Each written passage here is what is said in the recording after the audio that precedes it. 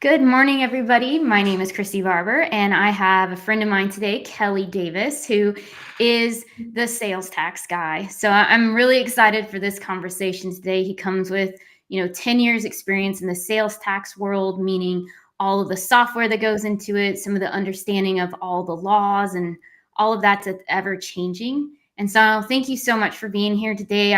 Like I said, I'm excited to talk about all things sales tax because it is something that for a lot of small businesses is a little bit scary to talk about because there's so much unknowns there. Absolutely. Well, Christy, I'm super excited. Thanks for having me on today. Yeah. So if you want to just share a little bit of how'd you get into this sales tax world and your journey into it. Yeah, so it's a very kind of interesting. I've always been in sales, so I'm not a licensed CPA or anything like that. I've just helped a lot of big companies for a very long time around sales tax and sales tax automation.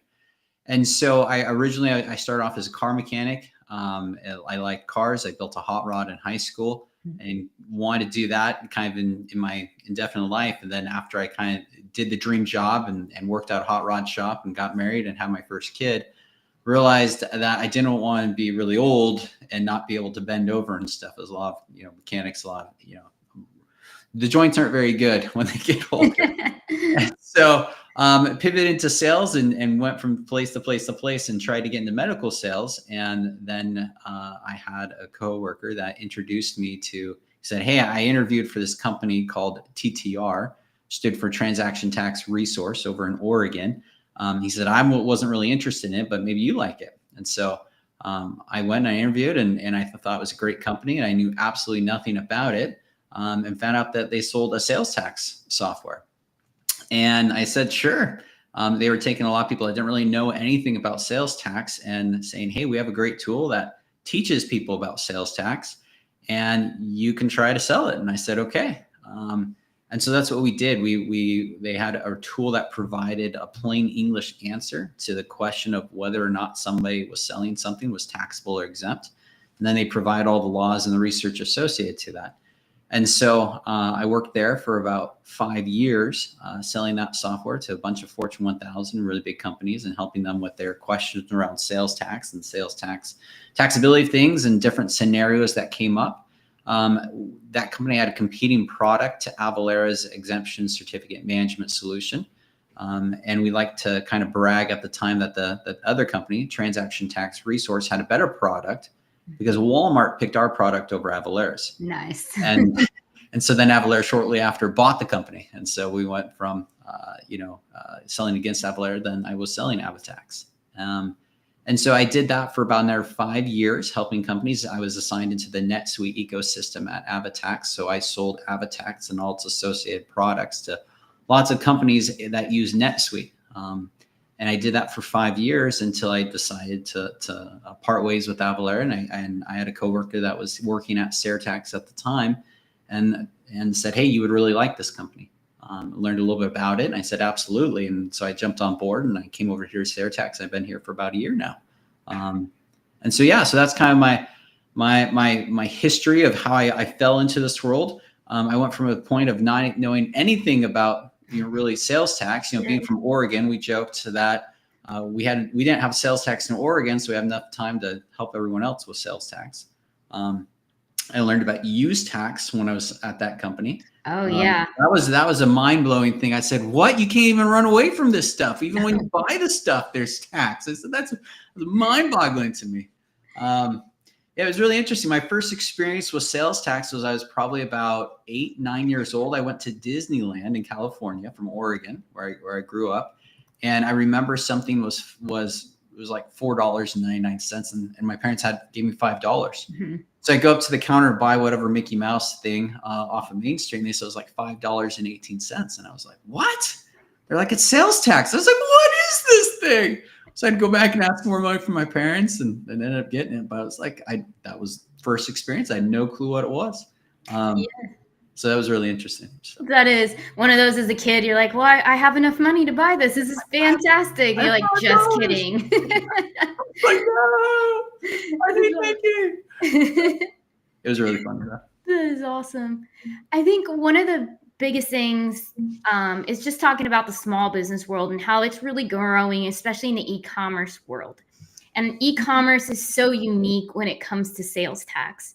Yep. And for the longest time, I know there wasn't really much software out there in the beginning years of it. And if there was, it was very expensive, and it was only for the larger companies that could really afford it. And I know a lot of people use the Avatax. That's kind of become the standard name out there. You see it advertised on, billboards and places at the airport, usually, since people don't watch ads on TV. They gotta go other places now to get your attention. Yep. But I think that's something, there's such a big misconception about sales tax for the people that are just starting out. There's ideas that, oh, hey, I use Shopify, it's going to collect my tax for me. Or I use TikTok, TikTok's going to pay my taxes for me. Because when you do sell on Amazon, I know Amazon will do that. You can sign up and, they'll take care of you.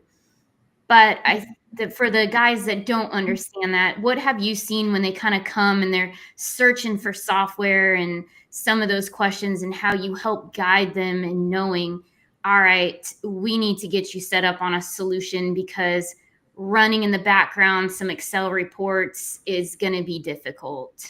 Yeah, it's very different from what it was, 10 years ago, when Wayfair recently rolled out. When I started here at, 2015 is kind of when I started. And when the Wayfair Act finally rolled out, and how big, sales tax suddenly became an issue, where a lot of people just simply said, hey, I have an e-commerce shop. I just need to sell, have the rate for my local area, which is 6% or whatever it is. Everyone was familiar with the sales tax rate of where they lived. But then suddenly, when you have to start figuring out what sales tax is across all the different states, and you're selling maybe a keychain or, so whatever it is on a small e-com platform, you suddenly have to then say, holy cow, I have to know all these tax rules and all these different taxability things across the whole US.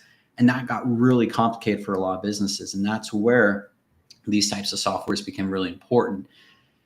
One of the most important things I would say in for any small business that's starting up is this isn't really something you can necessarily kick down the road for long.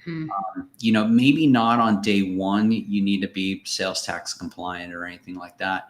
But as businesses grow, and all of a sudden your product and your services or whatever is likely a product online starts to take off, it needs to be something on your forefront of your mind. And that's really where these software start to kind of come into place. And we have now a lot more options besides just Avalara. SailTax is a great option to be able to look into, that provides an inexpensive alternative to really allow any website, any platform to really integrate into a solution that provides that insight and capability. Because the most complex thing is really figuring out, okay, what is the rate that I need to apply? Is there special rates? What's the filing compliance deadlines? All those different types of things are things that you don't really know outside of just one state. And then suddenly for e-com platform, you can be exposed to a ton of states. And it's really confusing when some platforms like Amazon will collect tax, and you say, okay, well, does the Walmart platform do as well? Does Etsy do it? Well, what about my website? What do I need to put on the returns? A lot of people aren't necessarily aware of, okay, well, I'm selling on Amazon, but I also have a Shopify website, and realize I need to still report the numbers that I sell on Amazon to New York when I file my New York return with my e-com platform. And so there's a lot of these kind of nuances that people aren't necessarily aware of, that these softwares come in place and help you be compliant in a very cost-effective manner. Yeah. And I think that's the tricky part too, is just that understanding of, yeah, Amazon does this for me, but I still have to report that I earned that revenue. And then when things get filed, it's, cross-reference in the back office of the state. And then you're showing, what you still owe. But it does get tricky. And I think with Shopify, even because that's usually the platform everybody goes to, it's kind of the go-to. It's fairly easy to get set up and go. And it does help monitor in the background to show you, hey, you're nearing a nexus in a particular state, and you're going to have to get a sales tax license and start filing taxes in that particular state.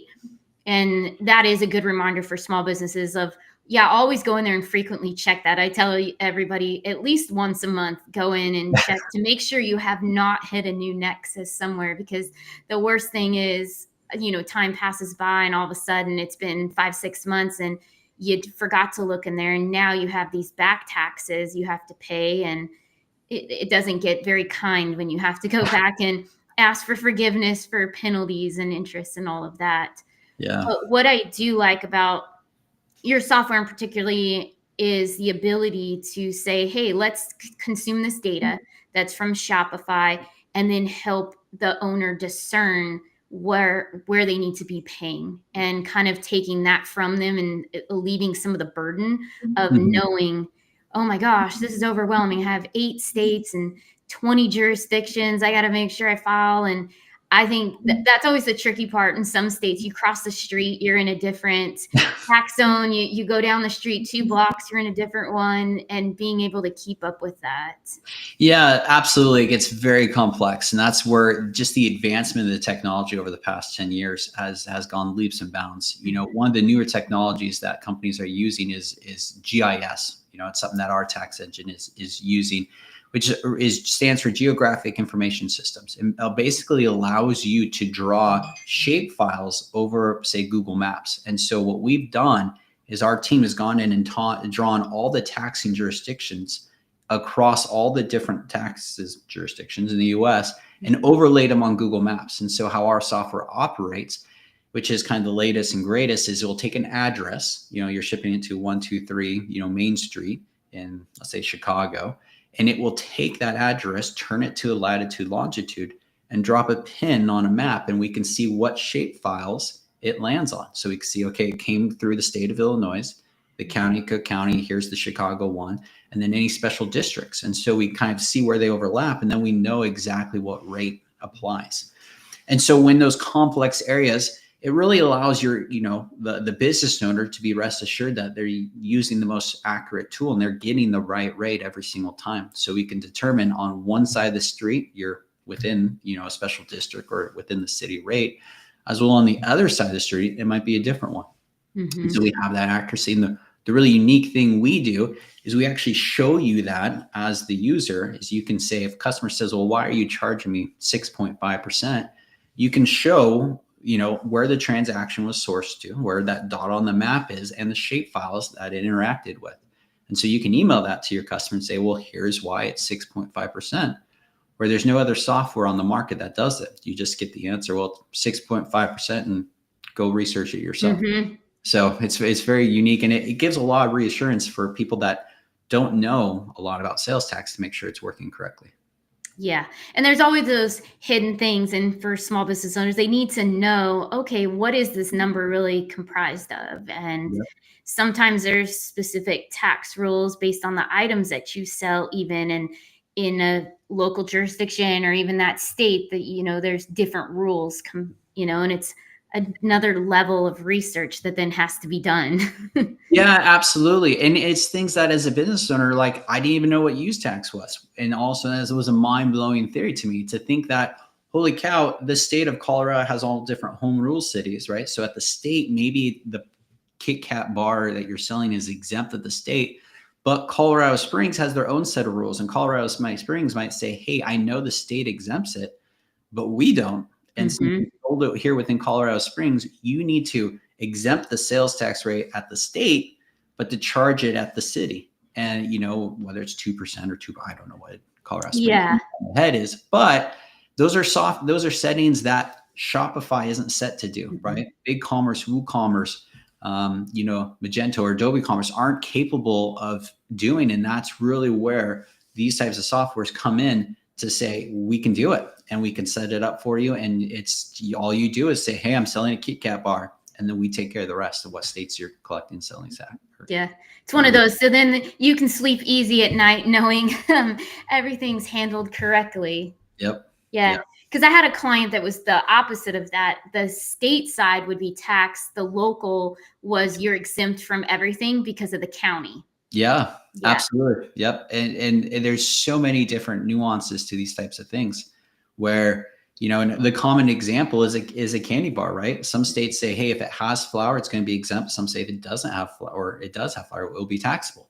And those are unique things that people don't necessarily think of. And so our software are all set up with that different research where we'll say it's a candy bar with flour or without flour, right? Or in Texas, say, do you have 6 donuts or do you have less than 6 donuts? Because there's a cutoff of how they're going to treat it taxability wise, and all these different nuances. And so that's where we've researched, we've maintained these, and all you do is take your product and you link it to what's commonly referred to as a tax code. So we know whether you're selling a Kit Kat bar or, a t-shirt or a coffee mug, and then we'll be able to manage it from then on out. Yeah. And you think too how things have changed, because I remember a lot of times people used to go to a different county to buy a car because you could get lower tax. And now, and I think it's because of Wayfair, you get billed on what your address is. So you going across town really didn't help you unless you were maybe paying cash for something, but still.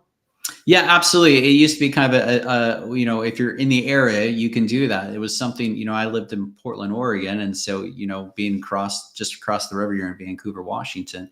That was one of those kind of loopholes people can take advantage of. But nowadays, when everything's mailed to you most often of the time, or, you're buying it online, a lot of those quote unquote called sourcing rules, where the transaction is sourced to or where that transaction happened and what rules apply, are different, as well as they change occasionally. Some states, being that sales tax is kind of this big leverage now that a lot of states are being able to use for revenue aspects. And some states are saying, hey, I want to scrub income tax. Tennessee, where I now currently live, used to be a state that had income tax, and they got rid of that, a few years ago.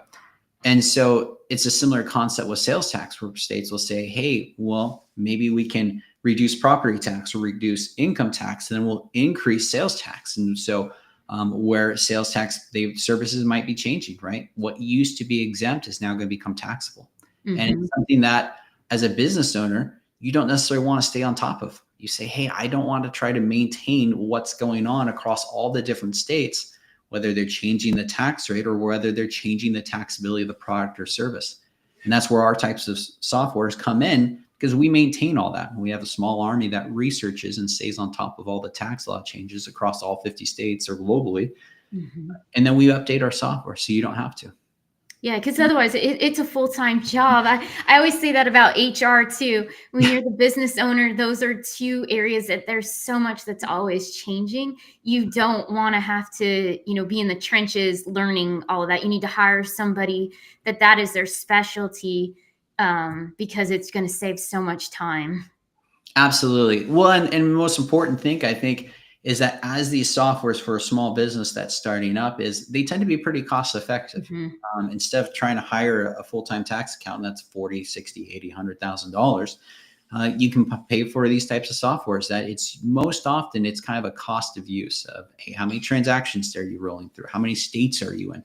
Each of them tend to price differently, and some will have pricing more favorable than others depending on your specific business. And you tend to be able to find one that's pretty cost effective for, if you're a new startup and you only have a few thousand transactions, it's not going to cost you arm and a leg in order to be sales tax compliant, which will be important, because down the road, it's not, just do I get caught? It's when you get caught. Exactly. Yeah. And you don't want to have that and have a sales tax audit or any of those things. Yeah. And, not to try to scare anyone, but, when I've worked with plenty of large companies, I know, there's all sorts of class action lawsuits of, oh, hey, you were charging the wrong rate, right? H&M, Kroger, they all bag fees, plastic fees, all these different types of things. They weren't messing up. They didn't try to do anything wrong on purpose. It was just, it's a complex role. And there's a lot of complexity around it. And the more you can show, hey, I'm ahead of it, I have these different things in place to try to take care of it, the more likely, if those small areas, especially as a small business owner, I wouldn't fret about it. But as long as you have something in place showing your intention, most states understand. And I think that's a good reminder too, is sometimes software like this feels like it's untouchable for small businesses of, you hear it advertised for the really large companies and just automatically think, oh, I couldn't afford this. But Mhm. that's not the truth. And like you said, and like I've seen even with smaller clients too, is it's just negotiating and figuring out what is it that you exactly need, because you don't need it all. Correct. Absolutely. Because a lot of the products and different services, right? Hmm. You can slice and dice it. All the different softwares, they're going to have the ability to calculate sales tax. Most every single platform that you're using. Then from there, there's sometimes you need to collect exemption certificates or resale certificates Hmm. from your customers and be able to help kind of program and automate that if you're doing distribution or wholesale transactions. So some small businesses, they just don't need it right now, right? Hey, you can buy just the calculations and then you can file the sales tax returns yourself in-house, or you can buy the software and automate it, or you can use a third party, right? Hmm. And say, hey, I don't want to take this on. And you can find some that's cost effective, that, has the additional bells and whistles that they might offer Yeah. as well. So there's a lot of ways to slice and dice it to find the most cost effective approach. But Hmm. it shouldn't be that cost scares you off to be able to do it. There is definitely a way that is right for your business, whether it's, hey, you can only afford a few $1,000s, or you can afford millions of dollars for software, depending on whatever stage of business you are in revenue. There's a cost effective approach to Yeah. do. And I like too, with your solution, it grows with you. So you can start out small, and then one day maybe you have 1 million transactions a month or whatnot. It Yeah. scales and grows with you. You don't have to, go look for something else along the way. Well, and one of the things I really liked about Tax was the ability of how they price their software out, which was unique compared to a lot of people on the market. A lot of softwares will say, "Hey, we look at the number of times that your software, your website would interact with the software, and they'll count for every estimate, every quote, every abandoned shopping cart, if it's exempt transaction, if not, where you have Nexus, where you don't." It was very complex and of a way of how they priced it. What we do here is we just very simply, what is your total sales, transactions that you're doing within a calendar year, right? So we don't count for your quotes, your abandoned shopping carts. And then the other thing we take into account is your sales tax liability. What are you actually collecting and remitting back to the states? So if you're a wholesale customer, or you have a lot of exempt products that you're selling, right? Maybe a lot of first aid or whatever it might be, countless things that the state's exempt. A lot of software is going to say, hey, we're going to charge you for those. Right. Ours, in theory, if you don't have Nexus, so you're not collecting sales tax in a lot of states, if it's not a lot of exempt transaction, or if you're just a small business, right? Are you collecting less than 500,000? Well, you're going to be kind of that startup phase. Or you're a company like Walmart, where you're collecting millions and millions, hundreds of millions of dollars of sales tax liability. We price our solution accordingly. So for many customers, we found that we're kind of the best option, most cost-effective option for many clients. Yeah. Which is good. And how, if you can speak a little bit of how the solutions integrate with your software, what do those APIs look like once the data comes over? And is there any issues with, how sometimes we talk about a lot of, if the data isn't clean, we're not going to get good results. Is there anything that you help prepare clients of, hey, make sure XYZ is done to ensure that these records are accurate when they're coming over?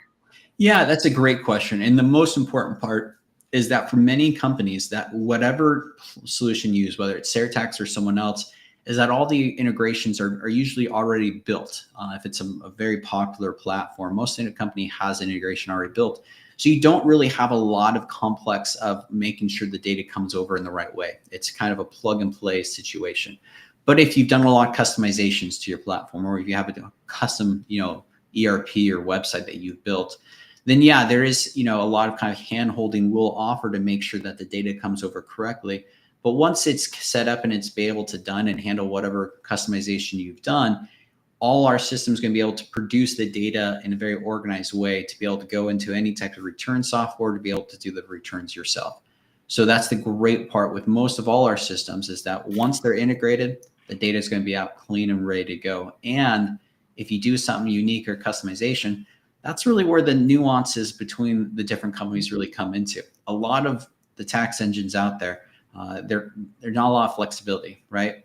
Right, which is good. Yeah, which is good to agree. Yeah. But if you are a business that does, kind of do things a little out of the ordinary. You know, a unique thing about SailText I really like for a lot of my customers is we're flexible. We can adapt ours and customize it for you, you know, to a degree, to make it automate for you and be able to really improve a lot of those processes for you. And that's one of the things I really liked. Yeah, and that is good, because having those good processes in place helps so much, and people don't always realize that out the gate of how important that is. Yeah, absolutely. As well as I think there is the ability to put some assurance for the business owner that says, hey, there is some flexibility. You know, there is some things that you can do that, you know, most states are going to be okay if there's understanding behind it, right? As long as you're not flying off the rails and trying to hide money or do something that's shady. Right. Most states are going to be understand, you know, especially small business owners. So. One thing I was going to ask you, there was a question that came through, I'll just put it on here, is, and again, I know you're not a CPA or not, but you do see some things just being in the field of the sales side, and probably when people come to you with, you know, the dumpster fires going and they got to go get something taken care of. But just this one, do you think businesses underestimate the damage a sales tax mistake can cause beyond the fine? Absolutely. And I wouldn't say it's just that a sales tax mistake, but just an audit in general. I mean, it's a huge burden on a business to simply have a state come in amongst all the things and fires you have going on, to suddenly come in and say, I want my stuff and I want it right now, right? Maybe, you know, from producing the data for an audit, right? Answering questions, fielding questions. If the auditor suddenly says, hey, I need this transaction, why did you charge tax? Well, they won't say that, but they'll say, why did you not charge tax, right? And then you're like, I don't know. It just said it was exempt. I don't know what the heck the software did. You know, there's a lot of frustration that comes up with that. One of the unique things we do is we kind of show you the secret sauce with ours. Our software will say, hey, it's exempt. Here's the reason why it's exempt in plain English, as well as the laws that support why it was exempt at the time the transaction took place. So from an audit defense standpoint, it's a game changer that no other software on the market's doing for sales tax automation. But not only that, but there's from a cash flow aspect, right? Business might be tight on cash flow. Then suddenly they have to say, oh my gosh, I have to pay a ton of money. And then they have to clean up all of those different types of things that go up with it. And so from cost burden, it's a huge thing, as well as a time burden, as well as there's, you know, for many small businesses, it's not going to show up on the news, right? But there's been plenty of news articles where bigger companies have had mistakes, and all of a sudden it's posted out on the news. There was where I grew up in Oregon, right? So there was, you know, at the time there's a small mattress company that was located in Washington, and they were trying to help pay the tax on behalf of the customers at the time. And it ended up going out of business because of the complexities and the issues, and all of a sudden the millions of dollars that they had to kind of owe because they weren't doing things right. And so while they didn't think they were doing anything wrong, they didn't check with the CPA to make sure they were doing things right. And it got to be over multiple years, such a tax burden that the business couldn't take it and it had to go under. And it's very unfortunate. Yeah. And so it certainly can cause a lot more damage than one thinks if they don't stay on top. And that's where a licensed CPA comes in to make sure, hey, do I have this software set up correctly? Is this working correctly? Is there anything that I need to do? Because unfortunately, every single sales tax software will say, hey, this is our assumption, but the software is never on the hook. It is always going to be up to the business owner to make sure it's working correctly. And that's why we always recommend, and we work with a lot of CPAs to make sure, you know, hey, have someone put eyes on it. That's double checking to make sure it's done correctly. We've done a lot of insight. I got a fair amount of knowledge just helping so many companies over a decade of doing this.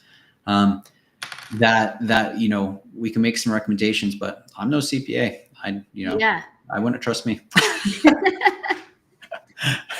Right, that's the same. Not bad, but with me as well. I'm not a CP, but I know enough to be dangerous. But I want somebody to come in that is, you know, their level of expertise, and they can speak to it very clearly and say, hey, yep, this looks great, or no, we actually missed this over here. Yep. And there's some very complex industries, right? There are. There's a lot that just needs to go into that insight to make sure things are done correctly. Yeah. And I think this one also, just kind of piggybacking on all of that, is with the consistent regulatory changes, are people having to, look at a sales tax from a different way when you want to be, really compliant with your strategy? I think so. So here, do you think constant regulatory changes force compliance to rethink their tax? I would certainly think so, because for some companies it was, hey, the sales tax is not a big issue for us, right? It's we're exempt everywhere. We have exemption certificates. I don't need to register because if I get caught, I owe nothing, right? And I'll be Yeah. able to prove it under audit.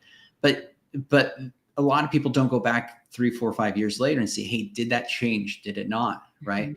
There's sometimes, even though you are exempt from tax and you have all the exemption certificates, you still need to register. And the government still wants to say, hey, this is my total sales. I'm collecting nothing.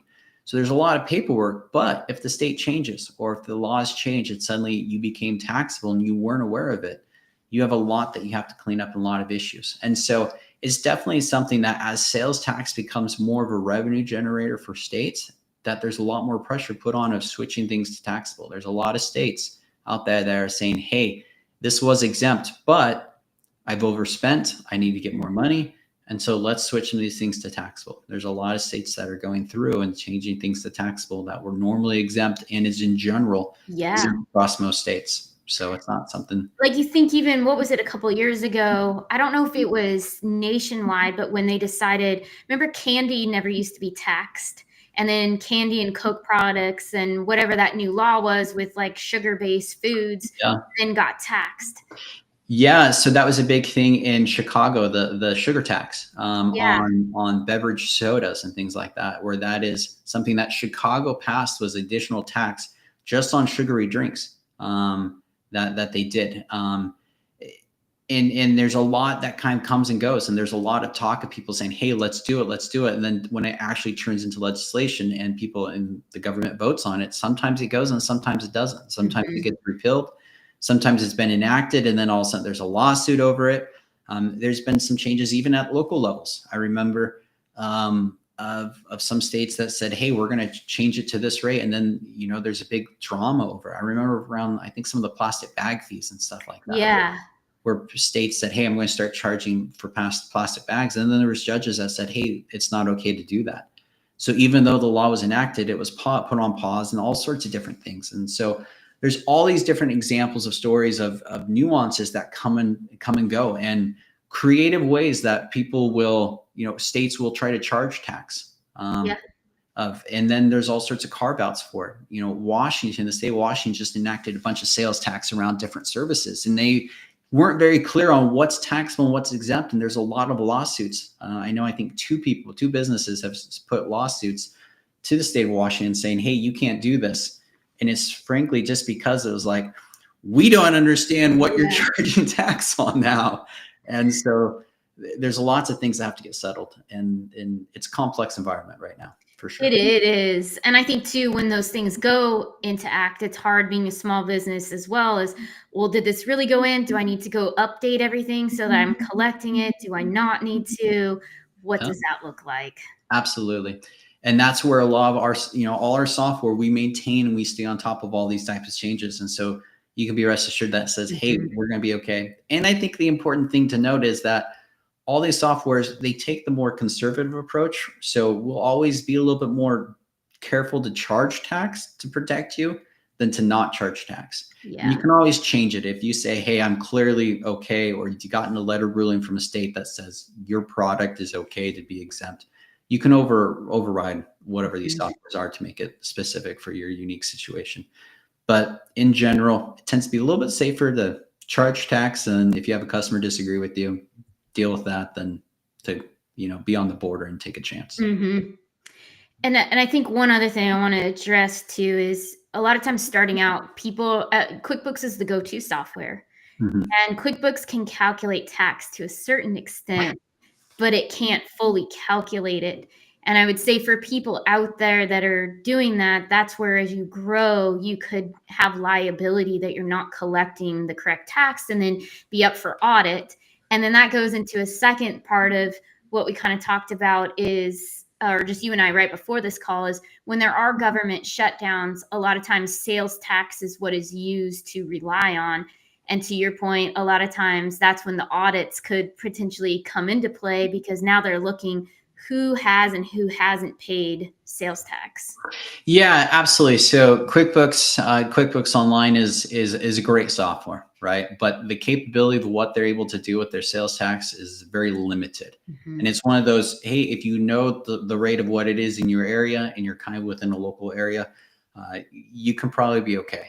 But the moment you expand and you go anything online, or where you have multiple states or multiple different fact patterns, there's a lot of limitations where QuickBooks and QuickBooks Online just won't be able to meet those needs.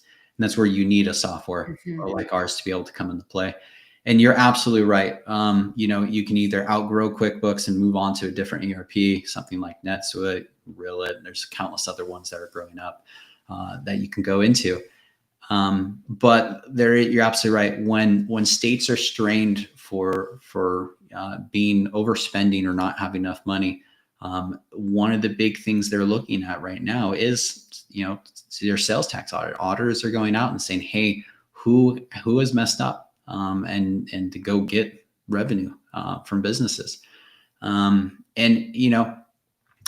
a whole sort of government spiel of people's opinions on that. We won't dive into it and things like that. But most businesses are just trying to do the very best they can and say, hey, I'm trying to follow the laws. I'm trying to do what I need to do to make sure I'm trying to be compliant. The joy of America is that each state can do it own differently. Each city, each county can do it differently. If you're not happy with where you're living or the laws, you can always move to a different place. That was one of the things, I was able to benefit from. I said, hey, I wanted to move from Oregon that had income tax, and I moved to a state that didn't have income tax, right? And that's the joy of America, is that you have that capability. But from a tax and sales tax complexity, it is a nightmare. It makes it very complex. It does. So that's where, as a business, try to do your very best to be, to follow, being compliant, so that way when the auditor comes, you have everything and all your bases matched, and you'll be okay. Yeah, that is perfect. One thing I would ask you, if people are interested in just knowing more about your, application that you guys have with SaraTax and how it all works, what would be the next steps for kind of evaluating that? Yeah, absolutely. So I'd love, reach out to me. Obviously, you can find me on LinkedIn, the sales tax guy. Feel free to email me. My email is on my LinkedIn, or you try to give me a call. I'm not too hard to get reached. I try to make myself fairly well known out there and an easy reach. But yeah, reach out to us. Say, hey, I'm interested in learning more about a sales tax solution.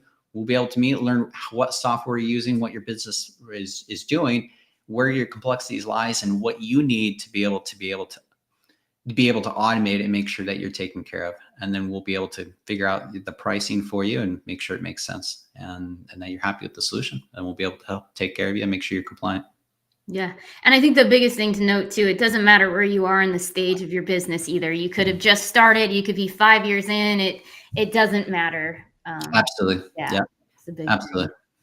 Cool. Any last takeaways that you have for people that are in the sales tax questioning room and whatnot? Yeah, I think most importantly is sales tax is very complex. It's not an easy world to try to do on your own. I've done one or two little small businesses on the side. I've tried to set up software. I've tried to file a sales tax return myself. It's very complex, and when you don't know what you don't know, it's a nightmare to try to do it with all the other things on your plate. The best thing to do that I found, at least most time effective, cost effective, is to reach out to someone that has experience, knows what they're doing, ask for help, right? Whether that is trying to register your state for sales tax in a business, whether you need to file a sales tax return, set up software to be able to calculate sales tax. Those are all things that I found best in my own personal life, just to find an expert that be able to do that. Obviously, I feel like I'm a great expert here in the sales tax world to be able to point you in the right direction if we can't help you, or to be able to make sure that your needs are taken care of. So don't hesitate to reach out. Yeah.